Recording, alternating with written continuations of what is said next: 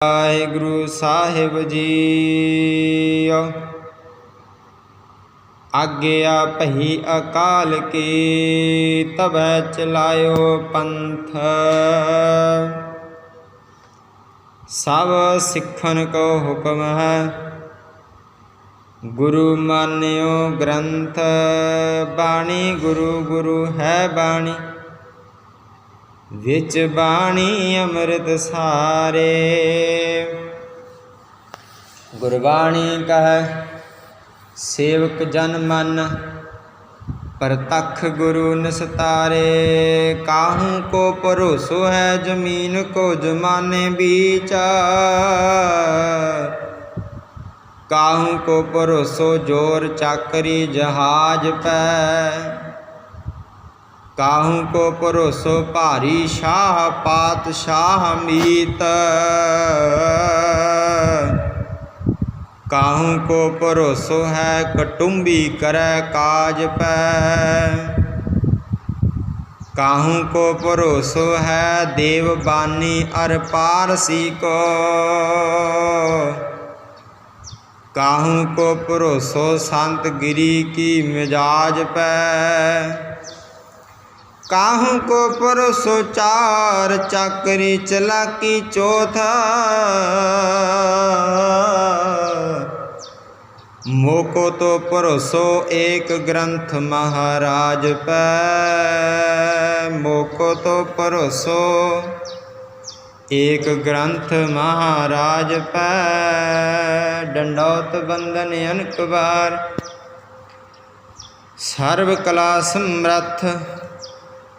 Dolan ते राखो प्रभु नानक दे कर हाथ। आओ साध संगत जी, धन धन धन साहिब श्री गुरु ग्रंथ साहिब जी महाराज चवर तख्त छत्र दे मालिक। जुगो जुग अटल पार ब्रह्म परमेश्वर महाराज दसां पातशाहियां दी जागदी जोत। दाता परमेश्वर दातां देण वाला किरपा करन वाला किरपालू परमेश्वर दर्शन बख्शण वाला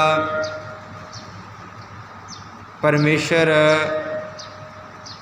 सतगुरु पार ब्रह्म परमेश्वर अकाल पुरख दा रूप तिन्हां दी अपार किरपा हुई है। सतगुरु जी ने साडे ते किरपा कीती है। सानू अपने चरनां दा निग अपनी गोदी दा निग बख्शिया है।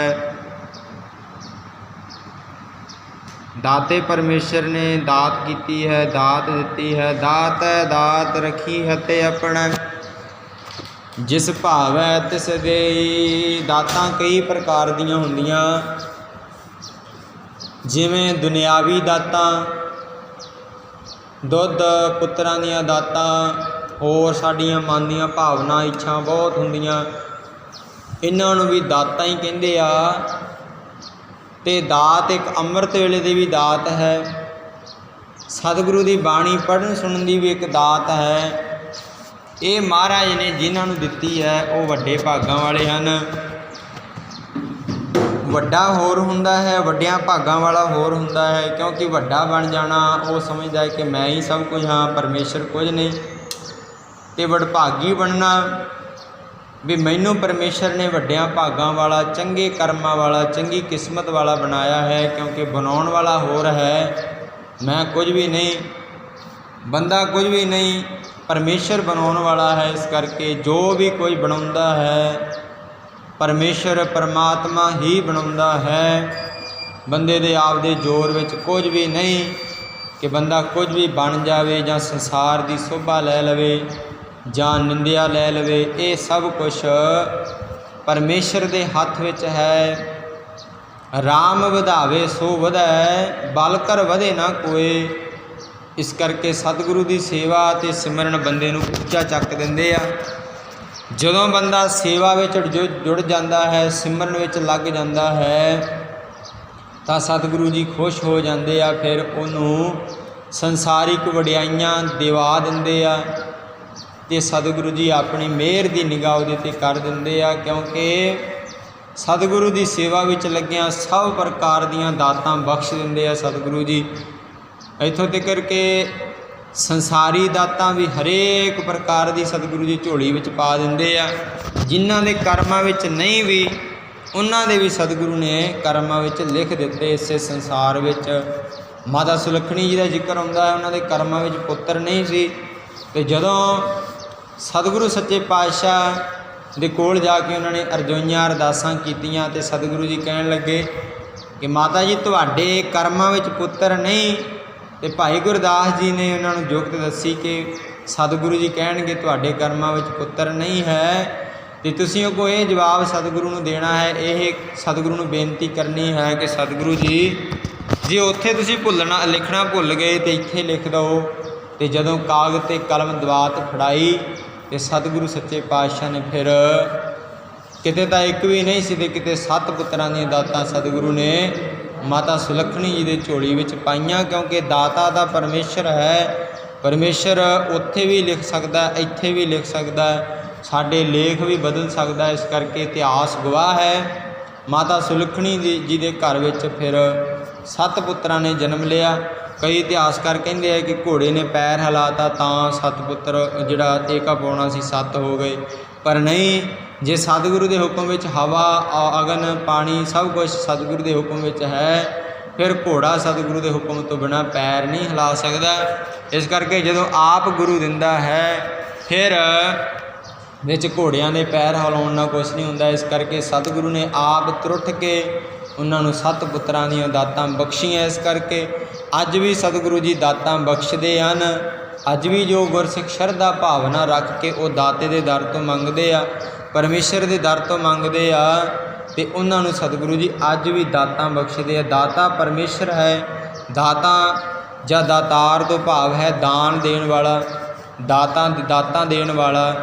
ਆਪਣੇ ਦਰ 'ਤੇ ਮੰਗਤਾ ਆਉਂਦਾ ਹੈ ਅਤੇ ਆਪਾਂ ਵੀ ਉਹਨੂੰ ਕੁਝ ਨਾ ਕੁਝ ਦਾਨ ਦਿੰਦੇ ਹਾਂ। ਅਤੇ ਇੱਕ ਗੱਲ ਹੋਰ ਹੈ, ਜਦੋਂ ਆਪਾਂ ਦਾਨ ਕਰਦੇ ਹਾਂ, ਦਾਨ ਕੀਤਾ ਜਾਂਦਾ ਆਪਣੇ ਤੋਂ ਛੋਟੇ ਨੂੰ, ਅਤੇ ਭੇਟਾ ਦਿੱਤੀ ਜਾਂਦੀ ਆਪਣੇ ਤੋਂ ਵੱਡੇ ਨੂੰ। ਜਿਵੇਂ ਆਪਾਂ ਸਤਿਗੁਰੂ ਦੇ ਚਰਨਾਂ ਵਿੱਚ ਭੇਟਾ ਰੱਖਦੇ ਹਾਂ, ਅਤੇ ਹਮੇਸ਼ਾ ਯਾਦ ਰੱਖਣਾ ਭੇਟਾ ਜਿਹੜੀ ਦਿੱਤੀ ਜਾਂਦੀ ਆਪਣੇ ਤੋਂ ਵੱਡੇ ਨੂੰ, ਗੁਰੂ ਪਰਮੇਸ਼ਰ ਨੂੰ, ਅਤੇ ਦਾਨ ਦਿੱਤਾ ਜਾਂਦਾ ਆਪਣੇ ਤੋਂ ਛੋਟੇ ਨੂੰ, ਆਪਣੇ ਤੋਂ ਵੱਡੇ ਨੂੰ। ਗੁਰੂ ਨੂੰ ਕਦੇ ਦਾਨ ਨਹੀਂ ਦਿੱਤਾ ਜਾਂਦਾ, ਕਿਉਂਕਿ ਗੁਰੂ ਦਾ ਦਿੱਤਾ ਸਭ ਕੁਝ ਹੈ। ਇਸ ਕਰਕੇ ਤਿਲ ਫੁੱਲ ਲੇਖੇ ਲਾਉਣਾ ਇਹਨੂੰ ਦਾਤ ਕਹਿੰਦੇ ਆ, ਇਹਨੂੰ ਭੇਟਾ ਕਹਿੰਦੇ ਆ। ਇਸ ਕਰਕੇ ਗੁਰਬਾਣੀ ਅਨੁਸਾਰ ਸਰਵ ਵਿਆਪਕ ਪਰਮਾਤਮਾ ਸਭ ਨੂੰ ਦਾਤਾਂ ਦੇਣ ਵਾਲਾ ਹੈ। ਉਸ ਵਰਗਾ ਹੋਰ ਕੋਈ ਨਹੀਂ ਹੈ। ਉਹ ਇੱਕੋ ਇੱਕ ਮਾਲਿਕ ਆਪਦੇ ਵਰਗਾ ਆਪ ਹੀ ਹੈ। ਰੂਪ ਨਾ ਰੇਖ ਨਾ ਰੰਗ ਕੇਸ਼, ਤ੍ਰੈ ਗੁਣ ਤੇ ਪ੍ਰਭ ਭਿੰਨ, ਤਿਸੈ ਬੁਝਾਏ ਨਾਨਕਾ, ਜਿਸ ਹੋਵੈ ਸੋ ਪ੍ਰਸੰਨ। ਪਰਮੇਸ਼ਰ ਆਪ ਹੀ ਆਪਦੇ ਵਰਗਾ ਹੈ, ਅਤੇ ਉਹਨੂੰ ਹੀ ਉਹ ਆਪਣਾ ਭੇਦ ਦੱਸਦਾ ਹੈ, ਜਿਹਦੇ 'ਤੇ ਉਹ ਸੋ ਪ੍ਰਸੰਨ ਖੁਸ਼ ਹੁੰਦਾ ਹੈ, ਜਿਹਦੇ 'ਤੇ ਆਪਣੀਆਂ ਖੁਸ਼ੀਆਂ ਦਿੰਦਾ ਹੈ, ਉਹਨੂੰ ਹੀ ਆਪਣਾ ਭੇਦ ਆਪਣਾ ਰੰਗ ਲਾਉਂਦਾ ਹੈ। ਇਸ ਕਰਕੇ ਸਤਿਗੁਰੂ ਸੱਚੇ ਪਾਤਸ਼ਾਹ ਦੀ ਬਾਣੀ ਅੰਦਰ ਫਰਮਾਨ ਹੈ, ਥਾਨ ਥਨੰਤਰ ਰਵ ਰਹਿਆ, ਪਾਰ ਬ੍ਰਹਮ ਪ੍ਰਭ ਸੋਏ, ਸਭਨਾ ਦਾਤਾ ਏਕ ਹੈ, ਦੂਜਾ ਨਾਹੀ ਕੋਏ। ਉਹਦੇ ਵਰਗਾ ਹੋਰ ਕੋਈ ਨਹੀਂ ਹੈ। ਇੱਕੋ ਮਾਲਕ ਹੈ, ਉਹੀ ਪਰਮੇਸ਼ਰ ਉੱਚੇ ਵਿੱਚ ਹੈ, ਉਹੀ ਪਰਮੇਸ਼ਰ ਨੀਵੇਂ ਵਿੱਚ ਹੈ, ਉਹੀ ਪਰਮੇਸ਼ਰ ਰਾਜੇ ਵਿੱਚ ਹੈ, ਉਹੀ ਪਰਮੇਸ਼ਰ ਗਰੀਬ ਵਿੱਚ ਹੈ। ਇਸ ਕਰਕੇ ਸਾਰੇ ਪਾਸੇ ਇੱਕੋ ਪਰਮੇਸ਼ਰ ਹੈ। ਤੂੰ ਦਾਤਾ ਦਾਤਾਰ, ਤੇਰਾ ਦਿੱਤਾ ਖਾਵਣਾ। ਸਾਰਾ ਸੰਸਾਰ ਉਸੇ ਪਰਮੇਸ਼ਰ ਤੋਂ ਮੰਗਦਾ ਹੈ, ਭਾਵੇਂ ਉਹ ਵੱਡਾ ਹੈ, ਭਾਵੇਂ ਛੋਟਾ ਹੈ, ਭਾਵੇਂ ਭਿਖਾਰੀ ਹੈ ਅਤੇ ਭਾਵੇਂ ਉਹ ਰਾਜਾ ਹੈ, ਸਭ ਉਸੇ ਦੇ ਦਰ ਤੋਂ ਹੀ ਮੰਗਦੇ ਆ। ਸ਼੍ਰੀ ਗੁਰੂ ਅਮਰਦਾਸ ਜੀ ਦੇ ਅੰਮ੍ਰਿਤਮਈ ਬਚਨ ਹਨ ਕਿ ਜਿਸ ਮਾਲਕ ਨੇ ਇਸ ਸ੍ਰਿਸ਼ਟੀ ਦੀ ਰਚਨਾ ਕੀਤੀ ਹੈ, ਉਹ ਸਦਾ ਕਾਇਮ ਰਹਿਣ ਵਾਲਾ ਹੈ, ਉਹ ਸਦਾ ਹੀ ਇਸ ਸੰਸਾਰ 'ਤੇ ਰਹਿਣ ਵਾਲਾ ਹੈ। ਉਹਦਾ ਨਾਮ ਹਮੇਸ਼ਾ ਹੀ ਸੰਸਾਰ ਜਪਦਾ ਰਹੇਗਾ। ਉਹ ਦਾਤਾ ਹੈ, ਦਾਤਾਰ ਪ੍ਰਭੂ ਸਭ ਨੂੰ ਰਿਜ਼ਕ ਪਹੁੰਚਾਉਣ ਵਾਲਾ ਹੈ। ਇੱਥੋਂ ਤੱਕ ਕਿ ਨਿੱਕੇ ਤੋਂ ਨਿੱਕੇ ਜੀਵ ਨੂੰ ਵੀ ਉਹ ਪਰਮੇਸ਼ਰ ਖਾਣ ਵਾਸਤੇ ਪਦਾਰਥ ਦਿੰਦਾ ਹੈ, ਉਹਦੀ ਫਿਕਰ ਰੱਖਦਾ ਹੈ। ਦੇਸੀ ਰਿਜ਼ਕ ਸੰਭਾਹੇ ਜਿਨ ਉਪਾਈ ਮੇਦਨੀ, ਏਕੋ ਹੈ ਦਾਤਾਰ ਸੱਚਾ ਆਪ ਧਣੀ। ਉਹ ਪਰਮੇਸ਼ਰ ਆਪ ਹੀ ਸੱਚਾ ਧਣੀ ਹੈ ਤੇ ਸਾਰਿਆਂ ਨੂੰ ਦਾਤਾਂ ਆਪ ਹੀ ਦਿੰਦਾ ਹੈ। ਹਮ ਭੀਖਕ ਭੇਖਾਰੀ ਤੇਰੇ, ਤੂੰ ਨਿਜ ਪਤ ਹੈ ਦਾਤਾ। ਸਤਿਗੁਰੂ ਜੀ ਅਸੀਂ ਤੇਰੇ ਦਰ ਤੋਂ ਮੰਗਦੇ ਹਾਂ ਤੇ ਤੂੰ ਦਾਤਾਂ ਦੇਣ ਵਾਲਾ ਹੈ, ਤੂੰ ਦਿੰਨਾ ਵੀ ਹੈ, ਹਮੇਸ਼ਾ ਤੋਂ ਹੀ ਦਿੰਨਾ ਹੈ। ਅਸੀਂ ਭਿਖਾਰੀ ਮੰਗਤੇ ਉਸ ਪਰਮੇਸ਼ਰ ਦੇ ਦਰ ਤੋਂ ਮੰਗਦੇ ਹਾਂ ਤੇ ਸਤਿਗੁਰੂ ਜੀ ਹਮੇਸ਼ਾ ਦਿੰਦੇ ਵੀ ਆ। ਪਰ ਕਈ ਵਾਰ ਸਾਡੀ ਸੇਵਾ ਥੋੜ੍ਹੀ ਹੁੰਦੀ ਹੈ ਤੇ ਅਸੀਂ ਦਾਤ ਵੱਡੀ ਮੰਗਦੇ ਹਾਂ ਤੇ ਫਿਰ ਸਤਿਗੁਰੂ ਜੀ ਥੋੜ੍ਹਾ ਜਿਹਾ ਟਾਈਮ ਲਾਉਂਦੇ ਆ, ਕਿਉਂਕਿ ਸਤਿਗੁਰੂ ਦੇ ਦਰ ਘਰ ਵਿੱਚ ਦੇਰ ਕਹਿੰਦੇ ਆ ਹੈ ਪਰ ਹਨੇਰ ਨਹੀਂ, ਕਿਉਂਕਿ ਦੇਰ ਵੀ ਸਾਡੇ ਕਾਰਨਾਂ ਕਰਕੇ ਹੈ। ਜਿੰਨਾ ਚਿਰ ਸਾਡੀ ਸ਼ਰਧਾ ਭਾਵਨਾ ਸੇਵਾ ਪੂਰੀ ਨਹੀਂ ਹੁੰਦੀ ਉਨਾ ਚਿਰ ਸਤਿਗੁਰੂ ਜੀ ਦਾਤ ਬਖਸ਼ਦੇ ਨਹੀਂ। ਇਸ ਕਰਕੇ ਸਤਿਗੁਰੂ ਜੀ ਅੱਜ ਦੇ ਹੁਕਮਨਾਮੇ ਅੰਦਰ ਇਸੇ ਤਰ੍ਹਾਂ ਦਾ ਹੀ ਹੁਕਮ ਸਾਨੂੰ ਬਖਸ਼ ਰਹੇ ਆ। ਸੋਹੀ ਮਹੱਲਾ ਪੰਜਵਾਂ, ਘਰ ਤੀਜਾ, ਇੱਕ ਓੰਕਾਰ ਸਤਿਗੁਰ ਪ੍ਰਸਾਦ। ਰਾਗ ਸੋਹੀ ਅੰਦਰ ਗੁਰੂ ਪੰਚਮ ਪਾਤਸ਼ਾਹ ਜੀ ਆਪਣੇ ਮੁਖਾਰਬਿੰਦ ਤੋਂ ਉਚਾਰਨ ਕਰ ਰਹੇ ਹਨ, ਇੱਕ ਓੰਕਾਰ ਸਤਿਗੁਰ ਪ੍ਰਸਾਦ। ਦੇਖੋ ਗੁਰੂ ਅਰਜਨ ਦੇਵ ਮਹਾਰਾਜ ਸੱਚੇ ਪਾਤਸ਼ਾਹ ਵੀ ਕਹਿ ਰਹੇ ਹੈ ਕਿ ਮਾਲਕ ਇੱਕ ਹੈ, ਪਰਮਾਤਮਾ ਇੱਕ ਹੈ ਜਿਹਦੇ ਲੜ ਸਾਨੂੰ ਲਾਇਆ ਹੈ। ਅਕਾਲ ਪੁਰਖ ਇੱਕ ਹੈ ਤੇ ਸਾਰੇ ਸੰਸਾਰ ਵਿੱਚ ਉਹ ਵਰਤ ਰਿਹਾ ਹੈ। ਇਹ ਗੱਲ ਕਹਿ ਦੇਣੀ ਬਹੁਤ ਸੌਖੀ ਹੈ ਪਰ ਇਹਨੂੰ ਸਮਝਣਾ ਬਹੁਤ ਔਖਾ ਹੈ, ਕਿਉਂਕਿ ਸਤਿਗੁਰੂ ਦੇ ਹੁਕਮ ਨੂੰ ਸਮਝਣਾ ਬਹੁਤ ਔਖੀ ਗੱਲ ਹੈ। ਜੇ ਸਮਝੀਏ ਤਾਂ ਬਹੁਤ ਸੌਖੀ ਗੱਲ ਹੈ, ਜੇ ਸਤਿਗੁਰੂ ਦੀ ਕਿਰਪਾ ਹੋ ਜਾਵੇ ਤੇ ਫਿਰ ਇਹ ਗੱਲ ਬਹੁਤ ਸੌਖੀ ਹੈ। ਗੱਲ ਹੈ ਬੜੀ ਅਲਬ ਲੱਲੀ, ਸਮਝ ਆਵੇ ਤਾਂ ਬੜੀ ਸਵੱਲੀ। ਇਸ ਕਰਕੇ ਜੇ ਸਤਿਗੁਰੂ ਜੀ ਆਪ ਕਿਰਪਾ ਕਰਨ ਤਾਂ ਇਹ ਸਮਝ ਛੇਤੀ ਆ ਜਾਂਦੀ ਹੈ। ਸੇਵਾ ਥੋੜੀ ਮੰਗਨ ਬਹੁਤਾ, ਮਹਿਲ ਨਾ ਪਾਵੈ ਕਹਿ ਤੋ ਪਹੁਤਾ। ਸਾਡੀ ਜਿਹੜੀ ਸੇਵਾ ਹੈ ਉਹ ਥੋੜ੍ਹੀ ਹੈ ਤੇ ਸਾਡੀ ਜਿਹੜੀ ਮੰਗ ਹੈ, ਸਾਡੀ ਜਿਹੜੀ ਦਾਤ ਅਸੀਂ ਗੁਰੂ ਤੋਂ ਮੰਗਦੇ ਹਾਂ, ਕਈ ਵਾਰ ਉਹ ਬਹੁਤ ਜ਼ਿਆਦਾ ਵੱਡੀ ਹੁੰਦੀ ਹੈ, ਕਈ ਵਾਰ ਸਾਡੇ ਕਰਮਾਂ ਵਿੱਚ ਵੀ ਨਹੀਂ ਹੁੰਦੀ। ਤੇ ਸਤਿਗੁਰੂ ਤੋਂ ਸੇਵਾ ਕਰਕੇ ਸਿਮਰਨ ਕਰਕੇ ਸਤਿਗੁਰੂ ਤੋਂ ਲੈਣੀ ਪੈਂਦੀ ਹੈ। ਸਤਿਗੁਰੂ ਜੀ ਦੇ ਦਿੰਦੇ ਆ, ਇਹ ਨਹੀਂ ਕਿ ਸਤਿਗੁਰੂ ਜੀ ਦਿੰਦੇ ਨਹੀਂ, ਪਰ ਜਦੋਂ ਸਾਡੀ ਸੇਵਾ ਪੂਰੀ ਹੋ ਜਾਂਦੀ ਹੈ ਤੇ ਸਤਿਗੁਰੂ ਜੀ ਫਿਰ ਉਹ ਦਾਤ ਬਖਸ਼ ਦਿੰਦੇ ਆ। ਇਸ ਕਰਕੇ ਸੇਵਾ ਥੋੜੀ ਮੰਗਣ ਬਹੁਤਾ, ਮਹਿਲ ਨਾ ਪਾਵੈ ਕਹਿ ਤੋ ਪਹੁਤਾ। ਇਹ ਮੂਰਖ ਬੰਦਾ 2 ਦਿਨ ਸੇਵਾ ਕਰਕੇ 2 ਦਿਨ ਸਿਮਰਨ ਕਰਕੇ ਅੱਕ ਜਾਂਦਾ ਹੈ ਕਿ ਰੱਬ ਨੇ ਮੈਨੂੰ ਕੋਈ ਦਿੱਤਾ ਨਹੀਂ। ਇਸ ਕਰਕੇ ਕਬੀਰ ਕੇਸੋ ਕੇਸੋ ਕੂਕੀਐ ਨੈ ਸੋਈਐ ਆਸਾਰ, ਰਾਤ ਦਿਵਸ ਕੇ ਕੂਕਣੇ ਕਬੂ ਕੇ ਸੁਣੈ ਪੁਕਾਰ। ਭਗਤ ਕਬੀਰ ਜੀ ਕਹਿੰਦੇ ਆ ਤੂੰ ਹਮੇਸ਼ਾ ਹੀ ਪਰਮੇਸ਼ਰ ਦੇ ਦਰ 'ਤੇ ਕੂਕਦਾ ਰਹਿ, ਇੱਕ ਦਿਨ ਉਹ ਆਉਣਾ ਹੈ ਜਦੋਂ ਪਰਮੇਸ਼ਰ ਨੇ ਤੇਰੀ ਪੁਕਾਰ ਸੁਣ ਲੈਣੀ ਹੈ। ਰਾਤ ਦਿਵਸ ਕੇ ਕੂਕਣੇ, ਦਿਨ ਰਾਤ ਪਰਮੇਸ਼ਰ ਨੂੰ ਯਾਦ ਕਰਦਾ ਰਹਿ, ਆਪਣੀ ਅਰਜ਼ੋਈ ਆਪਣੀ ਅਰਜ਼ੀ ਪਰਮੇਸ਼ਰ ਨੂੰ ਲਾਉਂਦਾ ਰਹਿ। ਰਾਤ ਦਿਵਸ ਕੇ ਕੂਕਣੇ ਕਬਹੂ ਕੇ ਸੁਣੈ ਪੁਕਾਰ, ਕਦੇ ਤਾਂ ਉਹ ਦਿਨ ਆਉਣਾ ਹੈ ਜਦੋਂ ਪਰਮੇਸ਼ਰ ਨੇ ਤੇਰੀ ਅਰਜ਼ੋਈ ਸੁਣ ਲੈਣੀ ਹੈ। ਇਸ ਕਰਕੇ ਮਹਿਲ ਨਾ ਪਾਵੈ ਕਹਿ ਤੋ ਪਹੁਤਾ। ਮਹਿਲ ਕਹਿੰਦੇ ਆ ਪ੍ਰਭੂ ਦੀ ਹਜ਼ੂਰੀ ਨੂੰ, ਕਹਿ ਤੋ ਕਹਿੰਦੇ ਆ ਆਖਦਾ ਹੈ, ਪ੍ਰਭੂ ਦੇ ਚਰਨਾਂ ਤੱਕ ਪਹੁੰਚਤਾ ਹਾਸਲ ਨਹੀਂ ਕਰ ਸਕਦਾ, ਪਰ ਆਖਦਾ ਹੈ ਕਿ ਮੈਂ ਪ੍ਰਭੂ ਦੀ ਹਜ਼ੂਰੀ ਵਿੱਚ ਪਹੁੰਚਿਆ ਹੋਇਆ ਹੈ। ਕਿਉਂਕਿ ਪਰਮੇਸ਼ਰ ਦੇ ਚਰਨਾਂ ਵਿੱਚ ਪਹੁੰਚਣਾ, ਪਰਮੇਸ਼ਰ ਦੇ ਕੋਲ ਜਾਣਾ, ਪਰਮੇਸ਼ਰ ਦਾ ਦਰਸ਼ਨ ਪ੍ਰਾਪਤ ਕਰਨਾ, ਇਹ ਵੀ ਬਹੁਤ ਚੰਗੇ ਕਰਮਾਂ ਦੀ ਨਿਸ਼ਾਨੀ ਹੈ ਅਤੇ ਬਹੁਤ ਵੱਡੀ ਗੱਲ ਹੈ। ਇਸ ਕਰਕੇ ਸਤਿਗੁਰੂ ਦੇ ਚਰਨਾਂ ਵਿੱਚ ਤਾਂ ਆਉਂਦਾ ਨਹੀਂ ਅਤੇ ਇਹ ਬਾਹਰੀ ਲੋਕਾਂ ਦੀਆਂ ਵਡਿਆਈਆਂ ਵਿੱਚ ਹਮੇਸ਼ਾ ਲੱਗਿਆ ਰਹਿੰਦਾ ਹੈ। ਮਹਿਲ ਨਾ ਪਾਵੈ ਕਹਿ ਤੋ ਪਹੁਤਾ, ਕਹਿੰਦਾ ਰਹਿੰਦਾ ਕਿ ਮੈਂ ਗੁਰੂ ਕੋਲ ਜਾਂਦਾ ਹਾਂ, ਮੈਂ ਗੁਰੂ ਨੂੰ ਪ੍ਰਾਪਤ ਕਰ ਲਿਆ ਹੈ। ਜੋ ਪ੍ਰੇਮ ਮਾਨੈ ਤਿਨ ਕੀ ਰੀਸਾ, ਇਹ ਉਹਨਾਂ ਦੀ ਰੀਸ ਕਰਦਾ ਹੈ ਜਿਹੜੇ ਪਿਆਰੇ ਪ੍ਰਭੂ ਦੇ ਦਰ ਤੋਂ ਸਤਿਕਾਰ ਹਾਸਲ ਕਰ ਚੁੱਕੇ ਆ, ਜਿਨ੍ਹਾਂ ਦਾ ਮਾਣ ਹੁੰਦਾ ਹੈ, ਜਿਨ੍ਹਾਂ ਦੀ ਸ਼ੋਭਾ ਹੁੰਦੀ ਹੈ, ਉਹਨਾਂ ਦੀ ਇਹ ਰੀਸ ਕਰਦਾ ਹੈ ਮੇਰੇ ਵਰਗਾ ਬੰਦਾ। ਕਿਉਂਕਿ ਸਤਿਗੁਰੂ ਦੇ ਚਰਨਾਂ ਵਿੱਚ ਪਹੁੰਚ ਕੇ ਜਿੰਨਾ ਚਿਰ ਆਪਾਂ ਪਰਮੇਸ਼ਰ ਦੀ ਖੁਸ਼ੀ ਨਹੀਂ ਪ੍ਰਾਪਤ ਕਰ ਸਕਦੇ, ਉਨਾ ਚਿਰ ਸਤਿਗੁਰੂ ਦੀ ਨਿਗਾਹ ਨਹੀਂ ਹੁੰਦੀ। ਸਤਿਗੁਰੂ ਜੀ ਦੀ ਜਦੋਂ ਨਿਗਾਹ ਹੋ ਜਾਂਦੀ, ਸਾਰੇ ਪ੍ਰਕਾਰ ਦੀਆਂ ਦਾਤਾਂ ਸਤਿਗੁਰੂ ਜੀ ਬਖਸ਼ ਦਿੰਦੇ ਆ। ਇਸ ਕਰਕੇ ਜੋ ਪ੍ਰੈ ਮਾਨੈ ਤਿਨ ਕੀ ਰੀਸਾ, ਜਿਹੜੇ ਸਤਿਗੁਰੂ ਦੇ ਚਰਨਾਂ 'ਤੇ ਪ੍ਰਵਾਨ ਹੋ ਗਏ ਆ, ਉਹਨਾਂ ਦੀ ਅਸੀਂ ਰੀਸ ਕਰਦੇ ਹਾਂ। ਕੂੜੇ ਮੂਰਖ ਕੀ ਹਾਠੀਸਾ ਰਹਾ, ਇਹ ਹੈ ਹਠੀਸਾ ਕਹਿੰਦੇ ਆ, ਹੱਠ ਦੀਆਂ ਗੱਲਾਂ ਜਿੱਦ ਕਰ ਲੈਣੀ, ਐੜੇ ਪੈ ਜਾਣਾ, ਇਹਨੂੰ ਕਹਿੰਦੇ ਆ ਹਠੀਸਾ। ਇਹ ਹੈ ਝੂਠੇ ਮੂਰਖ ਦੇ ਹੱਠ ਦੀ ਗੱਲ, ਕਿਉਂਕਿ ਹੱਠ ਦੀ ਨਿਸ਼ਾਨੀ ਹੈ ਭੇਖ ਦਿਖਾਵੈ ਸੱਚ ਨਾ ਕਮਾਵੈ। ਸੱਚ ਕਹਿੰਦੇ ਆ ਸਦਾ ਥਿਰ ਹਰ ਨਾਮ, ਪਰਮੇਸ਼ਰ ਦੇ ਸਿਮਰਨ ਨੂੰ, ਪਰਮੇਸ਼ਰ ਨੂੰ ਝੂਠਾ ਮੂਰਖ ਹੋਰਨਾਂ ਨੂੰ ਆਪਣੇ ਧਰਮੀ ਹੋਣ ਦੇ ਨਿਰੇ ਭੇਖ ਵਿਖਾ ਕੇ ਤੇ ਲੋਕਾਂ ਨੂੰ ਦਿਖਾਉਂਦਾ ਹੈ ਕਿ ਮੈਂ ਬਹੁਤ ਚੰਗਾ ਹਾਂ, ਮੈਂ ਬਹੁਤ ਸਿਮਰਨ ਕਰਦਾ, ਮੈਂ ਬਹੁਤ ਸੇਵਾ ਕਰਦਾ। ਪਰ ਸਤਿਗੁਰੂ ਜੀ ਤਾਂ ਇਹਦੀਆਂ ਅੰਦਰ ਦੀਆਂ ਜਾਣਦੇ ਆ, ਭਾਵੇਂ ਮੈਂ ਵੀ ਆ, ਮੈਂ ਆਪਣੇ ਆਪ ਨੂੰ ਹੀ ਕਹਿ ਰਿਹਾ। ਇਸ ਕਰਕੇ ਸਤਿਗੁਰੂ ਜੀ ਸਾਡੇ ਅੰਦਰ ਦੀਆਂ ਜਾਣਦੇ ਆ ਅਤੇ ਸਤਿਗੁਰੂ ਨੂੰ ਸਭ ਸਾਡੇ ਇੱਕ ਇੱਕ ਹਰਕਤ ਦਾ ਪਤਾ ਹੈ। ਅਤੇ ਅਸੀਂ ਲੋਕਾਂ ਨੂੰ ਦਿਖਾਉਂਦੇ ਹਾਂ ਕਿ ਮੈਂ ਬਹੁਤ ਸੇਵਾ ਕਰਦਾ, ਸਿਮਰਨ ਕਰਦਾ। ਪਰ ਜਦੋਂ ਸਤਿਗੁਰੂ ਨੂੰ ਪ੍ਰਵਾਨ ਹੋ ਗਏ, ਸਤਿਗੁਰੂ ਦੀ ਖੁਸ਼ੀ ਉਦੋਂ ਹੀ ਹੋ ਜਾਣੀ ਹੈ। ਇਸ ਕਰਕੇ ਸਦਾ ਥਿਰ ਪ੍ਰਭੂ ਦਾ ਨਾਮ ਸਿਮਰਨ ਦੀ ਕਮਾਈ ਇਹ ਬੰਦਾ ਕਰਦਾ ਨਹੀਂ ਅਤੇ ਸਤਿਗੁਰੂ ਦੇ ਸਿਮਰਨ ਵਿੱਚ ਜੁੜਦਾ ਨਹੀਂ, ਹੋਰ ਬਾਹਰੀ ਗੱਲਾਂ ਵਿੱਚ ਜੁੜਿਆ ਰਹਿੰਦਾ। ਭੇਖ ਦਿਖਾਇਓ ਜਗਤ ਕੋ ਲੋਗਨ ਕੋ ਬਸ ਕੀਨ, ਅੰਤ ਕਾਲ ਕਾਤੀ ਕਟਿਓ ਬਾਸ ਨਰਕ ਮੋਲੀਨ। ਲੋਕਾਂ ਨੂੰ ਭੇਖ ਦਿਖਾ ਕੇ ਤੇ ਆਪਣੇ ਵੱਸ ਵਿੱਚ ਕਰਨਾ ਚਾਹੁੰਦਾ ਹੈ ਕਿ ਮੇਰਾ ਇਹ ਸਤਿਕਾਰ ਕਰਨ, ਮੇਰੀ ਇਹ ਵਡਿਆਈ ਕਰਨ। ਪਰ ਨਹੀਂ, ਜਿਹਨੂੰ ਵਡਿਆਈ ਦਾਤਾ ਦਿੰਦਾ ਹੈ, ਪਰਮੇਸ਼ਰ ਦਿੰਦਾ ਹੈ, ਉਹਦੀ ਹੁੰਦੀ ਹੈ। ਇਸ ਕਰਕੇ ਪਰਮੇਸ਼ਰ ਸਾਡੇ ਸਾਰੇ ਅੰਦਰ ਦੇ ਦਿਲਾਂ ਦੀਆਂ ਜਾਣਦਾ ਹੈ, ਅੰਤਰਜਾਮੀ ਹੈ, ਬਿਨ ਬੋਲਿਆਂ ਸਭ ਕੁਝ ਜਾਣਦਾ। ਕਿਸ ਆਗਿਆ ਕੀਚੈ ਅਰਦਾਸ, ਉਹ ਪਰਮੇਸ਼ਰ ਸਾਡੇ ਅੰਦਰ ਹੀ ਬੈਠਾ ਹੈ ਅਤੇ ਸਾਡੇ ਅੰਦਰ ਦੀਆਂ ਬਿਨਾਂ ਬੋਲੇ ਤੋਂ ਹੀ ਜਾਣਦਾ। ਇਸ ਕਰਕੇ ਭੇਖ ਦਿਖਾਵੈ ਸੱਚ ਨਾ ਕਮਾਵੈ। ਬੰਦਾ ਭੇਖ ਜ਼ਿਆਦਾ ਦਿਖਾਉਂਦਾ ਹੈ ਅਤੇ ਸੱਚ ਨਹੀਂ ਕਮਾਉਂਦਾ। ਸੱਚ ਸਤਿਗੁਰੂ ਜੀ ਸਾਨੂੰ ਕਹਿੰਦੇ ਆ ਕਿ ਸੱਚ ਕਮਾ ਅਤੇ ਭਾਵੇਂ ਥੋੜ੍ਹਾ ਕਮਾ। ਇਸ ਕਰਕੇ ਸਤਿਗੁਰੂ ਜੀ ਦੇ ਨਿਗਾਹ ਵਿੱਚ ਤੂੰ ਪ੍ਰਵਾਨ ਹੋ ਜਾਵੇਂ। ਝੂਠ ਦਾ ਸਾਥ ਨਾ ਦੇ, ਝੂਠ ਨਾ ਬੋਲ, ਝੂਠ ਨਾ ਵਿਖਾ। ਭੇਖ ਦਿਖਾਵੈ ਸੱਚ ਨਾ ਕਮਾਵੈ। ਸੱਚ ਨਹੀਂ ਕਮਾਉਂਦਾ।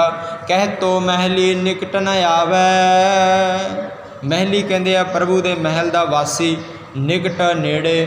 ਸਤਿਗੁਰੂ ਜੀ ਆਖਦੇ ਆ, ਮੂੰਹੋਂ ਆਖਦਾ ਹੈ ਕਿ ਮੈਂ ਹਜ਼ੂਰੀ ਵਿੱਚ ਪਹੁੰਚਿਆ ਹੋਇਆ ਹਾਂ, ਪਰ ਇਹਦਾ ਮਨ ਤਾਂ ਕਿਤੇ ਹੋਰ ਹੀ ਭਟਕਦਾ ਫਿਰਦਾ ਹੈ, ਹੋਰ ਹੀ ਕਿਤੇ ਫਿਰਦਾ ਹੈ। ਪਰ ਪ੍ਰਭੂ ਚਰਨਾਂ ਦੇ ਕਿਤੇ ਨੇੜੇ ਵੀ ਨਹੀਂ ਢੁਕਦਾ, ਸਤਿਗੁਰੂ ਦੇ ਚਰਨਾਂ ਵਿੱਚ ਨਹੀਂ ਢੁਕਦਾ। ਮਨ ਇਹਦਾ ਹਮੇਸ਼ਾ ਬਾਹਰ ਉਡਾਰੀਆਂ ਮਾਰਦਾ ਰਹਿੰਦਾ ਹੈ। ਇਹ ਬੰਦੇ ਨੂੰ ਭਾਗ ਕੇ ਬੰਦੇ ਦਾ ਮਨ ਬਾਹਰ ਚਲੇ ਜਾਂਦਾ ਹੈ ਅਤੇ ਹੋਰ ਹੀ ਪਾਸੇ ਭੱਜਿਆ ਫਿਰਦਾ। ਇਸ ਕਰਕੇ ਸਤਿਗੁਰੂ ਜੀ ਦੇ ਚਰਨਾਂ ਵਿੱਚ ਮਨ ਦੀ ਹਾਜ਼ਰੀ ਪ੍ਰਵਾਨ ਹੈ। ਜਿਹੜੇ ਗੁਰਸਿੱਖ ਮਨ ਤਨ ਕਰਕੇ ਸਤਿਗੁਰੂ ਦੇ ਬਣ ਜਾਂਦੇ ਆ, ਸਤਿਗੁਰੂ ਜੀ ਫਿਰ ਉਹਨਾਂ ਦੇ ਬਣ ਜਾਂਦੇ ਆ। ਸਤਿਗੁਰੂ ਜੀ ਉਹਨਾਂ ਨੂੰ ਖੁਸ਼ੀਆਂ ਬਖਸ਼ ਦਿੰਦੇ ਆ। ਕਹਿ ਤੋ ਮਹਿਲੀ ਨਿਕਟ ਨ ਆਵੈ। ਸਤਿਗੁਰੂ ਦੇ ਅਸੀਂ ਮਨ ਕਰਕੇ ਲਾਗੇ ਆਉਣਾ ਹੈ। ਬਾਣੀ ਵੀ ਪੜ੍ਹਨੀ ਹੈ, ਸ਼ਬਦ ਵੀ ਪੜ੍ਹਨਾ ਹੈ, ਤਾਂ ਮਨ ਕਰਕੇ ਮਨ ਨੂੰ ਸੁਣਾਉਣਾ ਹੈ, ਮਨ ਨੂੰ ਸੁਧਾਰਨਾ ਹੈ।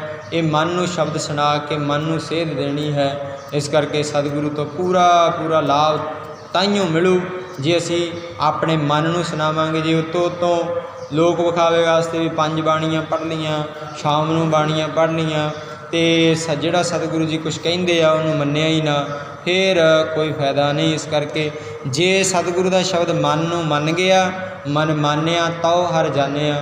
ਸਤਿਗੁਰੂ ਜੀ ਨੇ ਮੰਨ ਜਾਣਾ, ਸਤਿਗੁਰੂ ਨੇ ਸਾਡੇ ਹਿਰਦੇ ਵਿੱਚ ਵਸ ਜਾਣਾ ਹੈ। ਇਸ ਕਰਕੇ ਏਕ ਅੱਖਰ ਹਰ ਮਨ ਵਸਤ, ਨਾਨਕ ਹੋਤ ਨਿਹਾਲ। ਮਨ ਕਰਕੇ ਪੜ੍ਹਿਆ ਇੱਕ ਅੱਖਰ ਵੀ ਸਤਿਗੁਰੂ ਨੂੰ ਪ੍ਰਵਾਨ ਹੈ। ਜੇ ਅਸੀਂ ਮਨ ਕਰਕੇ ਨਹੀਂ ਪੜ੍ਹਦੇ, ਫਿਰ ਭਾਵੇਂ ਅਸੀਂ ਸਾਰੀ ਦਿਹਾੜੀ ਲੱਗੇ ਰਹੀਏ। ਇਸ ਕਰਕੇ ਸਤਿਗੁਰੂ ਜੀ ਕਹਿੰਦੇ ਆ, ਕਹਿ ਤੋ ਮਹਿਲੀ ਨਿਕਟ ਨ ਆਵੈ। ਅਸੀਂ ਸਤਿਗੁਰੂ ਦੇ ਮਨ ਕਰਕੇ ਨੇੜੇ ਆਉਣਾ ਹੈ, ਮਨ ਨੂੰ ਹੀ ਸੁਣਾਉਣਾ ਹੈ, ਮਨ ਨੂੰ ਹੀ ਸੁਧਾਰਨਾ ਹੈ। ਜਦੋਂ ਮਨ ਸੁਧਰ ਜਾਂਦਾ ਹੈ ਉਦੋਂ ਬੰਦਾ ਆਪ ਸੁਧਰ ਜਾਂਦਾ ਹੈ। ਇਸ ਕਰਕੇ ਵਿਚਾਰ ਹੀ ਸਾਫ਼ ਕਰਨੇ ਆ। ਸਤਿਗੁਰੂ ਦੀ ਬਾਣੀ ਸਾਡੇ ਵਿਚਾਰਾਂ ਨੂੰ ਸਾਫ਼ ਕਰਦੀ ਹੈ, ਮਨ ਨੂੰ ਸਾਫ਼ ਕਰਦੀ ਹੈ। ਅਤੀਤ ਸਦਾਏ ਮਾਇਆ ਕਾ ਮਾਤਾ। ਅਤੀਤ ਕਹਿੰਦੇ ਆ ਵਿਰਕਤ ਨੂੰ, ਤਿਆਗੀ ਨੂੰ। ਵੇਖ ਮੂਰਖ ਦੀ ਹੱਠ ਦੀ ਗੱਲ, ਇਹ ਆਪਣੇ ਆਪ ਨੂੰ ਤਿਆਗੀ ਅਖਵਾਉਂਦਾ ਹੈ। ਇਹਨੇ ਛੱਡਿਆ ਕੁਝ ਵੀ ਨਹੀਂ, ਪਰ ਫਿਰ ਵੀ ਇਹ ਆਪਣੇ ਆਪ ਨੂੰ ਤਿਆਗੀ ਅਖਵਾਉਂਦਾ ਹੈ। ਆਪਸ ਕੋ ਮੁਨੀਵਰ ਕਰ ਥਾਪੋ, ਕਾਕੋ ਕਹੋ ਗੁਸਾਈ। ਸਤਿਗੁਰੂ ਜੀ ਕਹਿੰਦੇ ਆ, ਤੂੰ ਤੇਰੇ ਧਰਮ ਕਿਤੇ ਲਾਗੇ ਤਾਗੇ ਵੀ ਨਹੀਂ, ਫਿਰ ਵੀ ਤੂੰ ਆਪਣੇ ਆਪ ਨੂੰ ਧਰਮੀ ਕਹਿੰਦਾ ਹੈ। ਪਰ ਜਿਹੜੇ ਅਸਲੀ ਧਰਮੀ ਆ ਉਹਨਾਂ ਨੂੰ ਤੂੰ ਕੀ ਕਹੇਂਗਾ। ਇਸ ਕਰਕੇ ਸਤਿਗੁਰੂ ਜੀ ਕਹਿੰਦੇ ਆ, ਅਤੀਤ ਸਦਾਏ ਮਾਇਆ ਕਾ ਮਾਤਾ। ਤਿਆਗੀ ਅਖਵਾਉਂਦਾ ਹੈ, ਪਰ ਮਾਇਆ ਦੀ ਲਾਲਸਾ ਵਿੱਚ ਹਮੇਸ਼ਾ ਹੀ ਲੱਗਿਆ ਰਹਿੰਦਾ ਹੈ। ਅਸੀਂ ਹਮੇਸ਼ਾ ਹੀ ਲੱਗੇ ਰਹਿੰਦੇ ਹਾਂ। जो सतगुरु के शब्द सतगुरु की बाणी कहती है उन्होंने सुनते नहीं, मनते नहीं। मन नहीं प्रीत कह मुख राता, इस दे मन विच प्रभु चरणों का प्यार नहीं है, प्रभु नाल प्यार नहीं, प्यार ये होर किते लाई बैठा है, अपने धियां पुत्रां नाल लाई बैठा है। वो भी लाउणा है, चंगी गल है, पर नाल नाल असीं सतगुरु के चरणों नाल भी प्रेम अथाह प्यार लाउणा है, सतगुरु के प्यार विच भी रहना है। पर बंदा एक पासे हो जाता है, ये अपने सतगुरु नूं परमेश्वर नूं जो दाता है उन्होंने प्यार नहीं करता, उन्होंने समा नहीं दिंदा, पर मूँहों आखदा है कि मैं प्रभु के प्रेम रंग विच रंगिया होया हाँ। जिवें भेख दिखाउंदा है, भेख दिखायो जगत को लोगन को बस कीन। सतगुरु जी कहते हैं भेख नहीं पसंद, प्यार पसंद है। आपन बापै नहीं किसी को, भावन को हर राजा। सतगुरु परमेश्वर नूं तां प्यार पसंद है। जिन्हां दे हिरदे विच परमेश्वर लई प्यार है वो सीधे ही टीसी ते जाके चढ़ जाते हैं, परमेश्वर नूं हासिल कर लेंदे आ। जिवें कीड़ी नूं दरख्त ते चढ़न वास्ते जड़ तो लैके उपर तक जाण वास्ते बहुत समा लगता है, तो पंछी जिहड़ा है उडारी मार के सीधा ही जाके बह जाता है। इस तरह प्रेम करने वाले आ जिहड़े सीधे ही परमेश्वर नूं हासिल कर लेंदे आ। जिवें भगत धन्ना जी ने कीता, प्रेम नाल परमेश्वर नूं प्रगट कर लिया। इस करके मन नहीं प्रीत कह मुख राता, मूँह नाल तां बहुत कहंदा है कि मेरा परमेश्वर नाल प्यार है, पर अंदरों इहदा उक्का ही प्यार नहीं है। इस करके सतगुरु नूं अंदरों प्यार पसंद है। सतगुरु जी अखीरली पंक्ति विच आखदे आ, कहो नानक प्रभ बिनो सुनीजै, कुचल कठोर कामी मुक्त कीजै। गुरु नानक महाराज सच्चे पातशाह जी नूं याद करके उन्होंने अपने आप दे मूहरे रख के गुरु अर्जन देव महाराज जी आख रहे हैं कि प्रभु जी परमेश्वर जी कहो नानक प्रभु बिनो सुनीजै। हे प्रभु जी मेरी बेनती सुन, मेरी अरदास सुन, तुदे आगे अरदास हमारी। जीओ पिंड सब तेरा, कहो नानक सब तेरी वडियाई, कोई नाम न जाना मेरा। सानू कौन जानता है, असी मूर्ख हाँ, पर सतगुरु जी असी कामी हाँ, असी क्रोधी हाँ, असी लोभी हाँ, असी अवगुणा दे भरे पे हाँ। पर सतगुरु जी तुसी किरपा करो, मेहर दी निगाह करो, अपने नाम दा किणका दे के सानू बख्श लवो, अपने सिमरन नाल जोड़ के सानू बख्श लो। कहो नानक प्रभु बिनो सुनीजै, कुचल कठोर कामी मुक्त कीजै। जीव विचारा कुछ करन जोगा नहीं, ये पल्ले नहीं कि आप अपने उद्यम नाल उठ के सतगुरु वाल तुर सके। ये मंद कर्मी है, निर्दयी है, किसी ते दया नहीं करता, विषयी है, हमेशा ही विषयों में लग्या रहिंदा है। इहदा मन बहुत नीवां डिग्या रहिंदा है, काम क्रोध लोभ मोह अहंकार इहदे ते हमेशा हैवी रहिंदे आ। फिर भी तेरा यह बिरद है, तू जो शरण आउंदा है तू उन्होंने बख्श लेना है। इस करके प्रभु जी परमेश्वर जी कृपा कर, मेहर की निगाह करके सानू भी बख्श लै। दर्शन देखे की वडियाई, तुम सुख दाते पुरख सुभाई, रहाओ दूजा। साडे जीवां नूं ये वडियाई बख्श कि तेरा दर्शन कर सकीए, अमृत वेले जाग सकीए, बाणी नाल जुड़ सकीए, सतगुरु जी तेरे सिमरन विच तेरे दर्शनां विच जुड़ सकीए। इस करके दर्शन देखे की वडियाई, कृपा कर सानू अपना सोहना दर्शन पवित्र दर्शन दीदारा बख्शिया कर। क्योंकि आप अगे विचारा करदे दर्शनां विच बहुत पावर है। सतगुरु जी के दर्शन करन नाल साडे लेख बदल जाते आ, साडे विघ्नां दा नाश हो जाता है, तो सुखां दा प्रकाश सतगुरु जी साडी जिंदगी विच कर दिंदे आ। इस करके लोग जिहड़े सूझवान लोग आ, गुरसिख आ, गुरमुख आ, वो अमृत वेले जाके सतगुरु जी का पहला दर्शन दीदारा जरूर करते हैं। क्योंकि सतगुरु जी पहले दर्शनों में खुशियां बहुत वरताउंदे आ, साडे सारी मन दी चिंतावां चक देंदे आ। इस करके दर्शन देखे की वडियाई, तुम सुख दाते पुरख सुभाई। सतगुरु जी अखीरली पंक्ति में आखदे आ, हे परमेश्वर परमात्मा प्रभु जी तू सब सुख देण वाला है। सतगुरु जी दाते हैं, जिवें आपां अगे विचारां कीतियां, सब प्रकार दीयां दातां असीं सतगुरु तो लै सकदे हां। पर जिन्ना चिर साडी सेवा पूरी नहीं हुंदी, सिमरन नहीं हुंदा, उन्ना चिर सतगुरु जी टाइम लाउंदे आ। इस करके जदों असीं सेवा ते सिमरन विच जुड़ जाने आ, ਤਨ ਮਨ ਹੋਏ ਨਿਹਾਲ, ਜਾਂ ਗੁਰ ਦੇਖਾਂ ਸਾਹਮਣੇ। ਸਤਿਗੁਰੂ ਦੀ ਸੇਵਾ ਵਿੱਚ, ਸਤਿਗੁਰੂ ਦੇ ਦਰਸ਼ਨਾਂ ਵਿੱਚ ਜੁੜ ਜਾਂਦੇ ਆ ਤੇ ਸਤਿਗੁਰੂ ਜੀ ਫਿਰ ਰਹਿਮਤਾਂ ਕਰ ਦਿੰਦੇ ਆ। ਤੁਮ ਸੁਖ ਦਾਤੇ ਪੁਰਖ ਸੁਭਾਈ, ਸਤਿਗੁਰੂ ਜੀ ਪਰਮੇਸ਼ਰ ਸਾਰੇ ਪ੍ਰਕਾਰ ਦੀਆਂ ਦਾਤਾਂ ਬਖਸ਼ ਦਿੰਦੇ ਆ। ਸਤਿਗੁਰੂ ਜੀ ਸੁੱਖ ਬਖਸ਼ਣ ਵਾਲੇ ਆ। ਸਤਿਗੁਰੂ ਜੀ ਦੁੱਧਾਂ ਪੁੱਤਾਂ ਦੀਆਂ ਦਾਤਾਂ ਬਖਸ਼ ਦਿੰਦੇ ਆ। ਹਰੇਕ ਪ੍ਰਕਾਰ ਦੀ ਸਤਿਗੁਰੂ ਜੀ ਦਾਤ ਸਾਨੂੰ ਬਖਸ਼ ਦਿੰਦੇ ਆ। ਜੋ ਮੰਗੈ ਠਾਕੁਰ ਆਪਣੇ ਤੇ ਸੋਈ ਸੋਈ ਦੇਵੈ, ਨਾਨਕ ਦਾਸ ਮੁਖ ਤੇ ਜੋ ਬੋਲੇ ਇਹਾਂ ਉਹਾਂ ਸੱਚ ਹੋਵੈ। ਪਰ ਗੱਲ ਲੋੜ ਹੈ ਸ਼ਰਧਾ ਭਾਵਨਾ ਪਿਆਰ ਦੀ, ਸਿਮਰਨ ਦੀ। ਇੱਕ ਮਨ ਇੱਕ ਚਿੱਤ ਹੋ ਕੇ ਸਤਿਗੁਰੂ ਦੇ ਸਿਮਰਨ ਵਿੱਚ ਜੁੜਦੇ ਜੋ ਗੁਰਸਿੱਖ ਜੁੜਦੇ ਆ, ਸਤਿਗੁਰੂ ਜੀ ਉਹਨਾਂ 'ਤੇ ਅੱਜ ਵੀ ਤੁਰਟ ਕੇ ਉਹਨਾਂ ਨੂੰ ਖੁਸ਼ੀਆਂ ਵਰਤਾਉਂਦੇ ਆ, ਦਾਤਾਂ ਬਖਸ਼ਦੇ ਆ, ਉਹਨਾਂ ਦੀਆਂ ਹਰੇਕ ਪ੍ਰਕਾਰ ਦੀਆਂ ਮਨ ਦੀਆਂ ਇੱਛਾਵਾਂ ਪੂਰੀਆਂ ਕਰਦੇ ਆ। ਕਿਉਂਕਿ ਗੁਰਸਿੱਖਾਂ ਦੀਆਂ ਜਿਹੜੀਆਂ ਭਾਵਨਾ ਹੁੰਦੀਆਂ ਉਹ ਚੰਗੀਆਂ ਹੀ ਹੁੰਦੀਆਂ, ਕਿਸੇ ਦੇ ਮਾੜੇ ਵੱਲ ਨੂੰ ਨਹੀਂ ਜਾਂਦੀਆਂ। ਅਤੇ ਸਤਿਗੁਰੂ ਜੀ ਜੇ ਕਿਸੇ ਦੇ ਚੰਗੇ ਦੀ ਅਰਦਾਸ ਅਸੀਂ ਕਰਦੇ ਹਾਂ ਤਾਂ ਸਤਿਗੁਰੂ ਜੀ ਛੇਤੀ ਸੁਣਦੇ ਆ, ਅਤੇ ਮਾੜੇ ਦੀ ਅਰਦਾਸ ਤਾਂ ਕਿਸੇ ਨੂੰ ਨਹੀਂ ਕਰਨੀ ਚਾਹੀਦੀ। ਨਿੰਦਾ ਭਲੀ ਕਿਸੇ ਕੀ ਨਾਹੀ, ਮਨਮੁਖ ਮੁਗਧ ਕਰਨ।